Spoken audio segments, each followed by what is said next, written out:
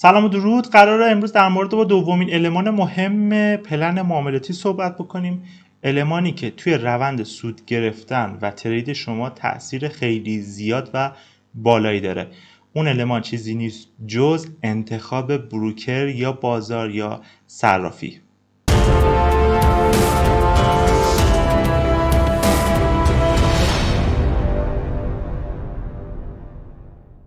انتخاب صرافی یا بروکر بسته به بازاری که دارید توش کار میکنید نکته‌ای هستش که روی پرفورمنس و سوددهی شما خیلی تاثیر داره. در مورد با این موضوع اسلاید آماده کردم که اجازه بدید براتون از رو بخونم. بروکر به تنهایی میتواند نتیجه معاملات شما را تحت تأثیر قرار دهد. دقیقاً جمله‌ای که گفتم درسته. بروکر یا صرافی میتونه معاملات شما رو تحت تاثیر خودش قرار بده. پس ما داریم در مورد با طراحی پلن صحبت میکنیم و توی طراحی پلن دومین المان قراره که شما بروکرتون رو انتخاب بکنید و با تغییر بروکر میزان سود شما به شکل چشمگیری تغییر خواهد کرد. نکته‌ای که توی این دوره قرار بهش بپردازیم. به صورتی که با یک سیستم یکسان فقط با تغییر بروکر نتایج سوددهی شما میتواند به صورت چشمگیری تغییر بکند. جملاتی که دارم بهتون میگم عین حقیقته و من بارها نتیجهش رو دیدم و چون که دسترسی دارم به هوش مصنوعی و اکسپرت های مختلفی رو در دسترس دارم، بعضاً به خاطر اینکه یه سری موارد رو برای خودم چک بکنم، من ربات ها و استراتژی های یکسانی رو روی 4 تا بروکر همزمان ران کردم. یعنی توی بروکر مثلا آلپاری، لایت فایننس، توی بروکر اوپو، توی بروکر ارانته یا بروکرهای دیگه اومدم ران کردم و دیدم بعد از 3 ماه با ربات های یکسان، با استراتژی یکسان خروجی های مختلف داده بهم. این به خاطر بحث اسپرده، به خاطر بحث کامیشنه، به خاطر بحث سواپه، به خاطر بحث اسلیپیج و کامیشن و الی آخر که دونه دونه قرار در موردش صحبت بکنیم. و از همه بدتر دستکاری هایی هستش که بعضی از بروکرها و صرافی‌ها ازشون برمیاد و دارن انجام میدن. در ادامه نوشتم که میزان حجم معاملات، کامیشن، اسپرد، سواپ و هزینه ترید، کندل سازی، واید کردن اسپرد، کم کردن مارجین لول برای زودتر کال شدن و غیره از مشخصه‌هایی هستش که بروکرها نشون میدن. احتمالاً بهش برخورده باشید. یکی از دلایلی که من میام یک بازار به خصوصی رو انتخاب میکنم برای ترید صرفاً به خاطر همین موضوعه.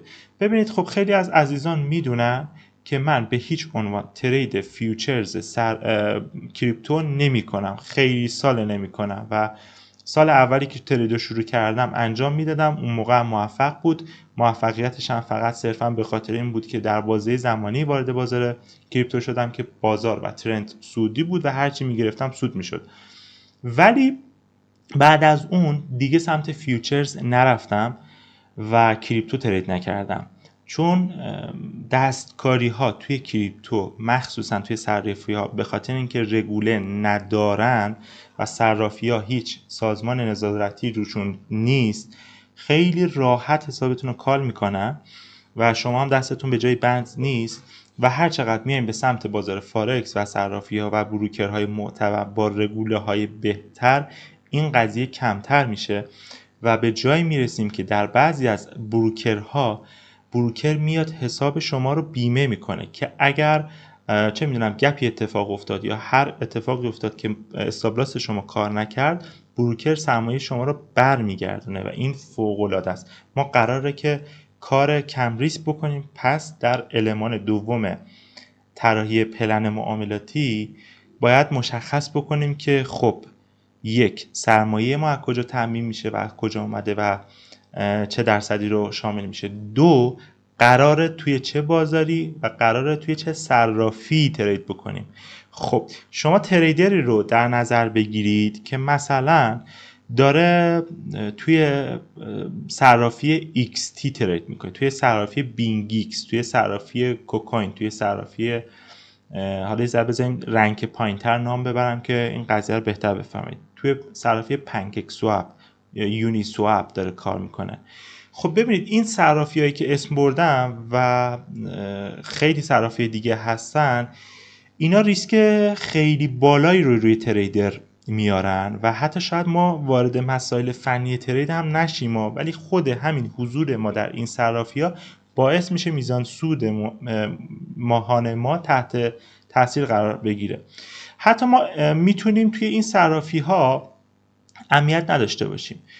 توی سالهای گذشته تا دلتون بخواد صرافی دیدم، بروکر دیدم که یک شبه جمع کرده هم ایرانی هم خارجی هم بروکر هم صرافی، و شما هم احتمالا شنیده باشید که فلان صرافی ورشکست شد، مثلا FTX براش این اتفاق افتاد، یک شبه اعلام کرد با یک کلکلی که با CZ کرد و بایننس اومد تمام FTX هاشو فروخت، صرافی کاملا با خاک یکسان شد.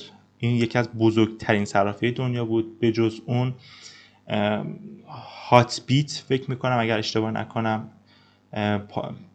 یک شبه ورشکست شد و جمع کردن رفتن، پاسخگو هم نبودن و تمام کسایی که سرمایه داشتن توی هات بیت فکر میکنم سرمایهشون از بین رفت.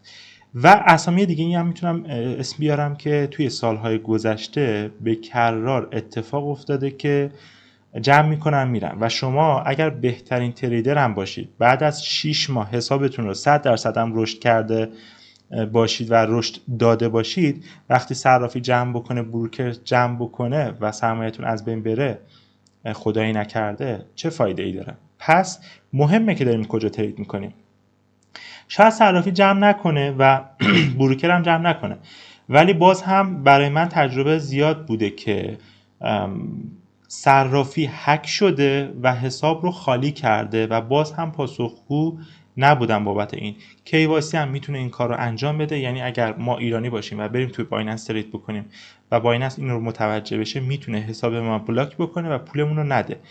خیلی از موارد وجود داره که بایستی مهم باشه برای ما که توی چه بازاری و توی چه صرافی قرار کار بکنیم و خیلی از این المان‌ها رو ما باید قبل از اینکه وارد بازار بشیم برای خودمون 2 تا 4 تا بکنیم، تحقیق بکنیم. احتمال داره یه ویدیو اگر درخواست بکنید براتون بسازم توی انتخاب بهترین صرافی کریپتو برای ایرانی‌ها و بهترین بروکر برای فارکس. قطع به یقین تا الان هیچ رفرالی ندادم، هیچ موقع، خدا رو شکر توی این 4-5 سال من هیچ موقع رفرال کد ندادم که بخوام به خاطر بونوس یا به خاطر خدای نکرده $10 $20 صرافی بدی رو معرفی بکنم. ولی حتما مورد بررسی قرار میدیم ببینیم که چه پراپی خوبه، چه صرافی خوبه، بدیاشون رو بگیم، خوبیاشون رو بگیم. اگر دوست داشتید زیر این پست کامنت بکنید یادآوری بشه، حتما خدمتتون یه پست میسازم و ارائه میدم.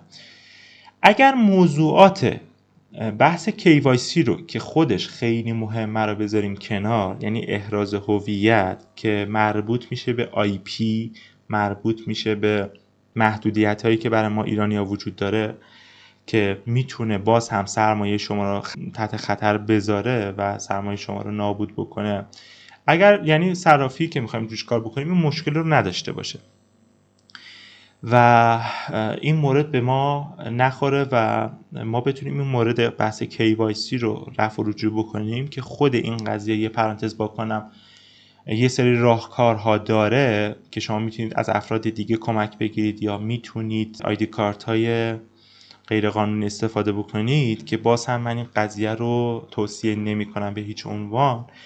راهکار داره، یعنی حتی فکر نکنید که من این موضوع رو نمیدونم که میشه جورایی این قضیه رو دور زد با گرفتن فیلتر شکن آی پی ثابت و با نشون دادن مدرک‌های مثلا گواهینامه پاکستان، بیاید مثلا چیزش بکنید توی فتوشاپ درست بکنید براشون بفرستید.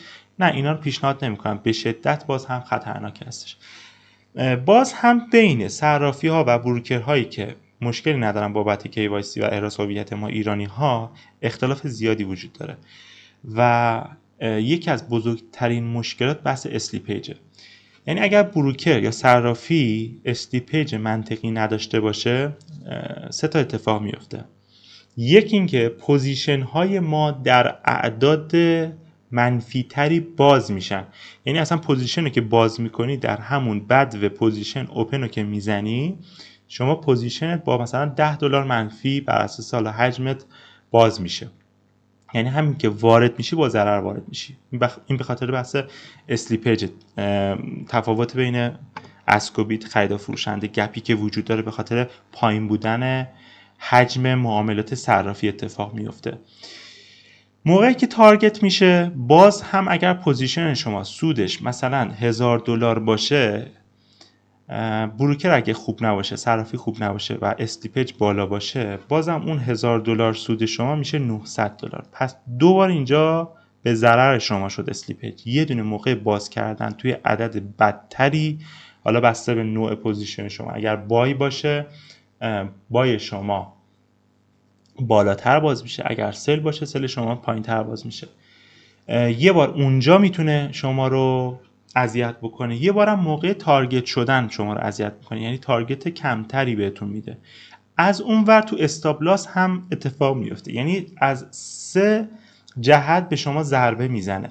پس نگاه بکنید پلنی که ماهیانه 2% داره پروفیت میگیره، ماهیانه 3% داره سود میگیره، همین پلن رو برداری بری توی بروکری که یا صرافی که اسلیپج بالا داره 3% سود که نمیده هیچ، یه ضرری هم بهتون میده. یعنی شما وقتی توی چارت و ریاضی و روی کاغذ میاری میبینی ماهیانه 3% داری سود میکنی، میتونه اتفاق بیفته که این 3% بره برای اسلیپج.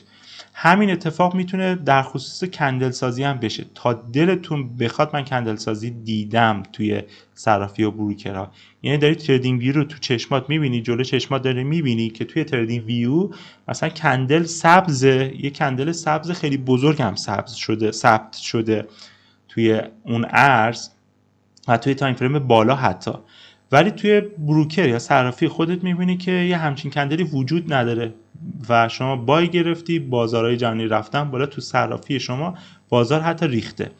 این کندل سازی هم باز هم بر اساس این اتفاق میفته که صرافی یا بروکر ربات هایی رو دارن که میان میبینن اگر یک حجم قابل قبولی تو اون لحظه پوزیشن گرفته شده، به خاطر اینکه کال بکنن و پولش رو بزنن تو جیب خودشون میان این کندل سازی ها رو بکنن و چون نظارتی هم روشون نیست این کار اتفاق خیلی بدی رو انجام میده.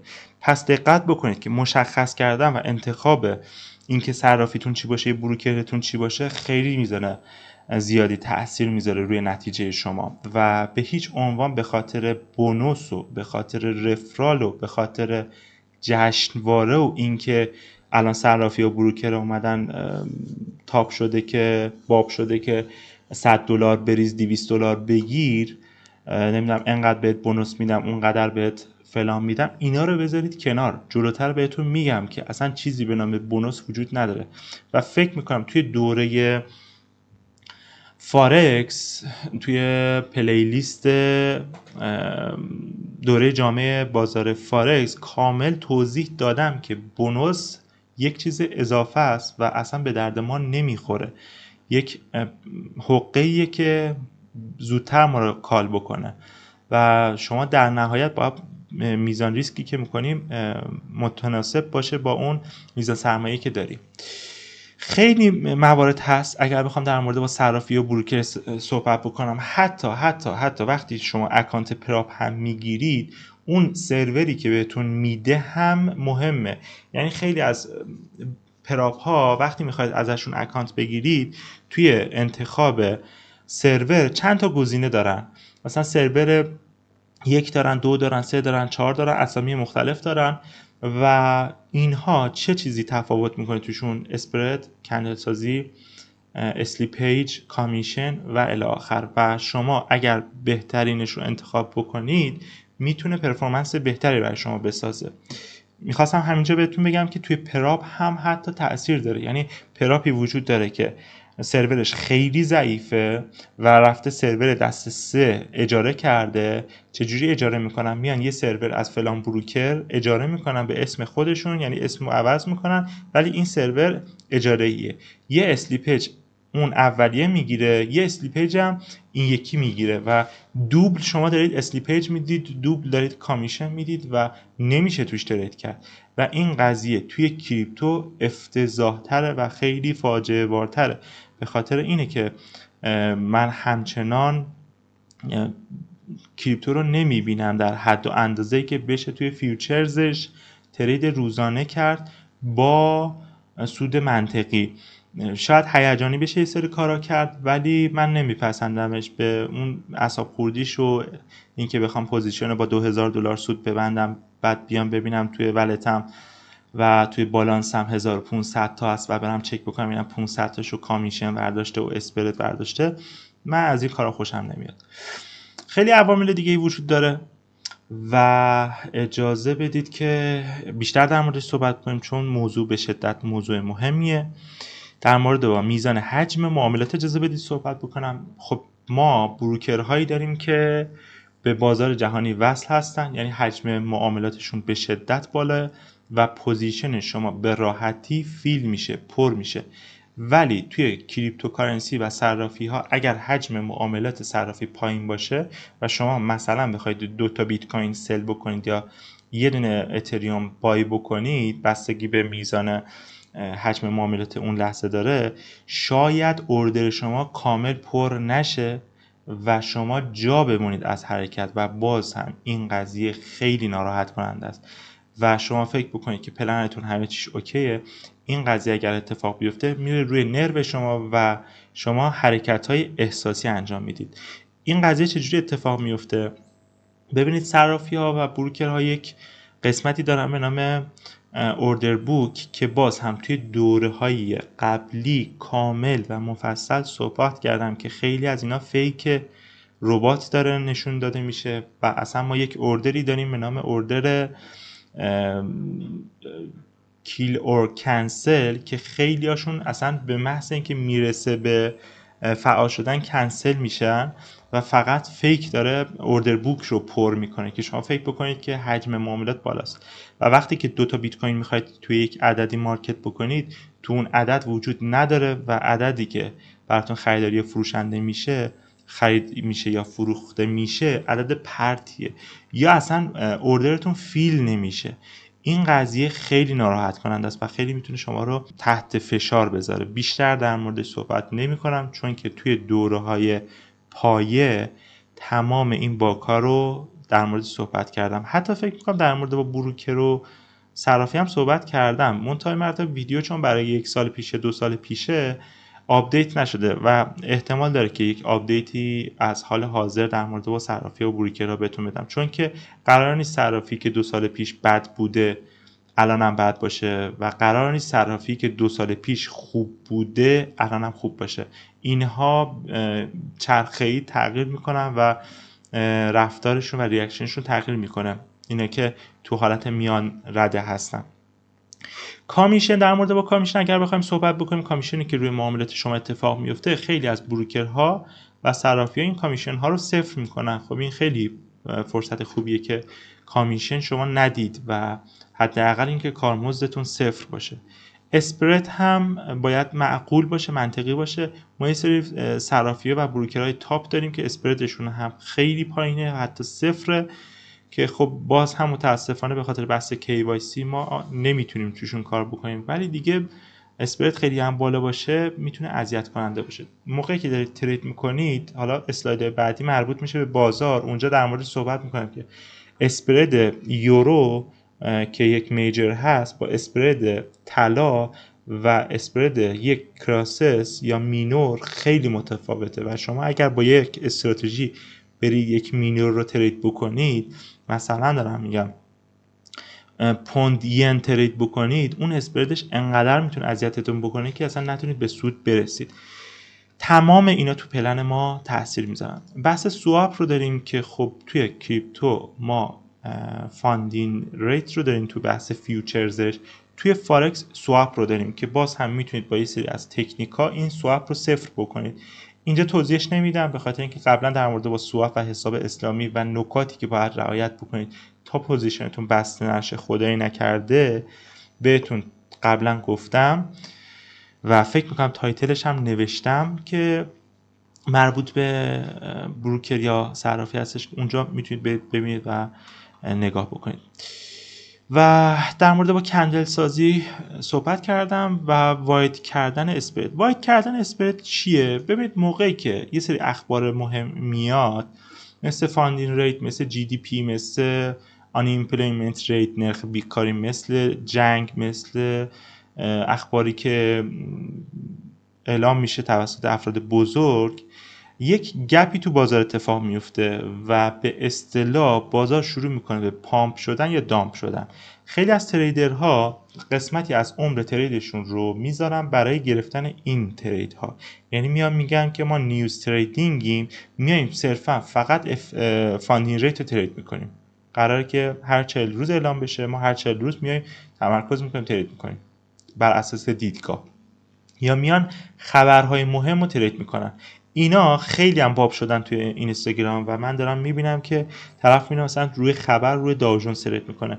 خب اسپرد اونجا خیلی بالاه. شما حتی اگر پوزیشن ریوارد 4 هم بگیره، شما به زور بتونید ریوارد 2/10 رو بگیرید سودشو، به خاطر اینکه اسپرد انقدر واید میشه پوزیشن شما پرت اوپن میشه، مگر اینکه برید بگردید شاید بروکری پیدا بکنید که در موقع خبر به خاطر بحث شکاف بین خریدار فروشنده یا به خاطر حجم فروشی که تو اون لحظه اتفاق میفته ما اسپرد داریم. در مورد با اینکه اسپرد چیه، چه اتفاقی میفته، اگر نمیدونید واقعا باید برگردید عقب. اینجا در موردش نمیتونم بیشتر صحبت بکنم به خاطر اینکه دوره یه مقدار از مبتدی بالاتره و من در مورد با تمام این مسائل قبلا صحبت کردم.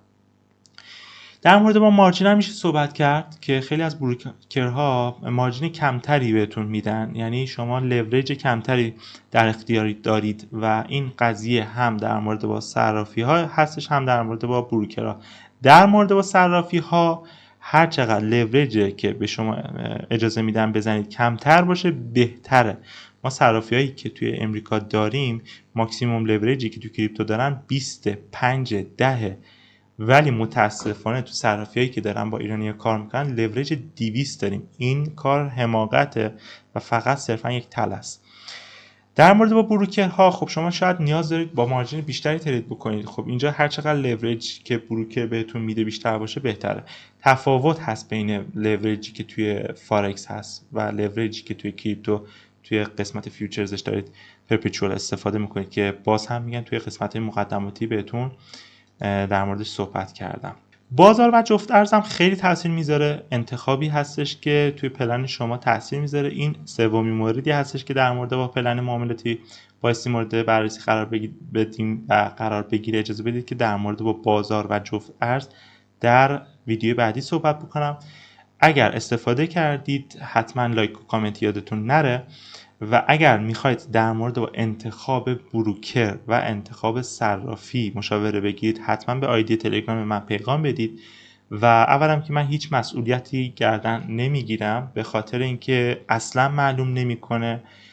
بارها دیده شده که بهترین بروکرها و بهترین صرافی‌ها جمع کردن، ولی چیزی که منطقی تر هست رو من میتونم بر اساس اون لحظه‌ای که خودم دارم استفاده میکنم معرفی میکنم. حتما ارزش داره که یک دوری بزنید، چند تا ویدیو ببینید، چند تا نظر ببینید که یک پلتفرم خوبی رو برای خودتون انتخاب بکنید. قطع به یقین اینکه پلتفرم خوشگل‌تر باشه یا پلتفرمی که دارید توش کار میکنید بونوس بهتری میده، اینا رو بذارید کنار. بایستی ببینید که توی عمل کرده تریدی شما چقدر تاثیر میذاره. امیدوارم که استفاده کرده باشید. فرصت و پربرکت باشید. روز خوش.